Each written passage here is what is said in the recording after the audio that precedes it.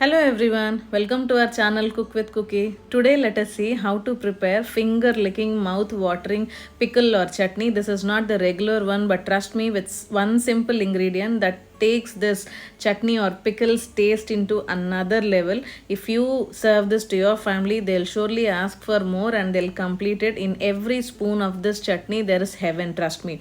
So let us see how to prepare. First of all, take a pan and add quarter teaspoon of fenugreek seeds and then 10 garlic pods and 15 red chilies. Now you need to dry fry this till the fenugreek seeds turn dark brown in color.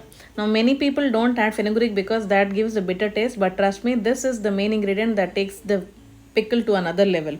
Now take a full nice coconut and cut into pieces, and also mango. Here I have taken a raw mango. You can cut it into pieces and put it aside. If those who don't have mango, you can take one large size tamarind and add it into it. Now take a blender and add all the dry ingredients which we have fried, and then add hinge or asafoetida and a little bit of salt to taste, and add the coconut pieces and the mango pieces. Those who don't have mango pieces, you can also add tamarind of lemon size, and you need to blend it first and then add water little by little so that your pickle or chutney doesn't become into a watery consistency. So check for the consistency and then blend it, and that's it.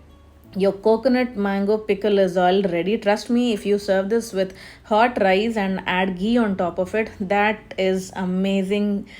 Trust me. And if you add the tampering on top of it, this takes to another level. You can just experience heaven. Trust me, this is so yummy and mouth watering.